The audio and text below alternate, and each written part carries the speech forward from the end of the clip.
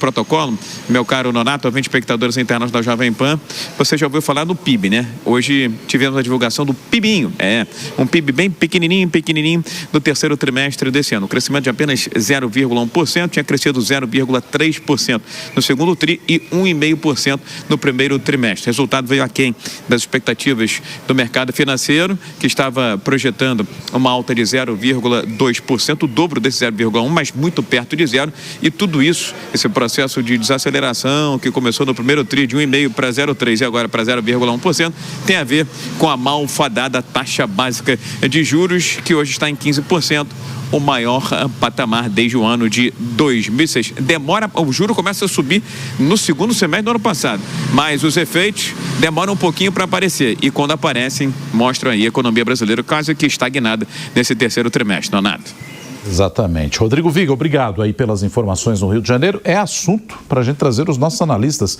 Diego Tavares e Túlio Nassa estão com a gente nesta manhã. Túlio, qual é a tua impressão aí desse PIB quase estável, mas com um crescimento de 0,1% no terceiro tri?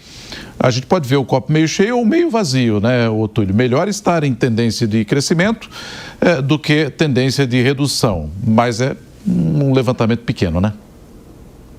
Exato, Nonato. Quando a gente fica falando aqui e pregando por responsabilidade fiscal, é exatamente porque os números eles vão refletir, no final das contas, a opção do governo em fazer uma política de responsabilidade fiscal ou não. Eu quero lembrar do próprio Brasil, porque às vezes a gente faz comparação com países de fora e muitos críticos dizem, olha, mas lá a realidade é outra. Então vamos comparar com o próprio Brasil.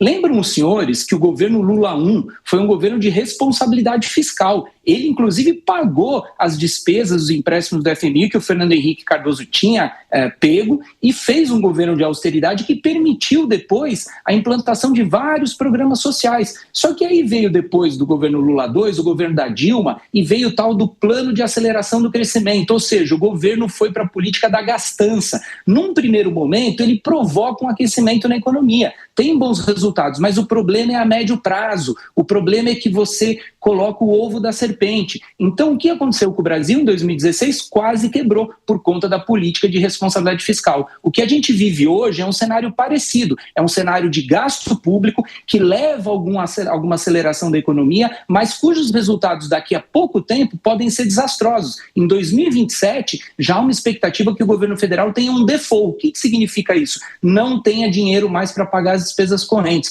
Por essas e por outras é preciso de responsabilidade fiscal para que o PIB cresça de maneira sustentável e consistente, Nonato.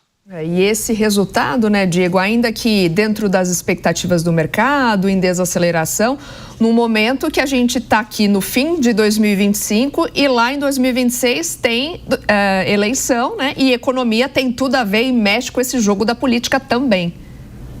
Exatamente, Soraya. Se a segurança pública é a principal preocupação do brasileiro para as eleições de 2026, a economia, principalmente o preço dos alimentos, chega em segundo lugar. Então, de fato, é uma pauta que vai estar no campo de atenção de toda a classe política, considerando as eleições. E eu quero aqui fazer coro ao Túlio Nassa. Esse eterno ciclo de voos de galinhas que o Brasil vive é algo que tem que ser interrompido. O Brasil precisa, com urgência, entrar na rota do crescimento, porque ao atingirmos esse default no ano de 2027, é muito difícil tirar o Brasil do fundo do poço. Se nós não quisermos sentir isso na pele, basta olharmos para os nossos irmãos argentinos e enxergarmos o sacrifício que eles têm que fazer hoje para tentar recuperar a economia do país. Então, de fato, já passa da hora do governo olhar da porta para dentro da máquina pública, identificar quais são aqueles setores onde o governo pode cortar gastos, identificar quais são as estatais que precisam ser privatizadas, a exemplo dos Correios, que têm apresentado déficit recorde atrás de déficit recorde,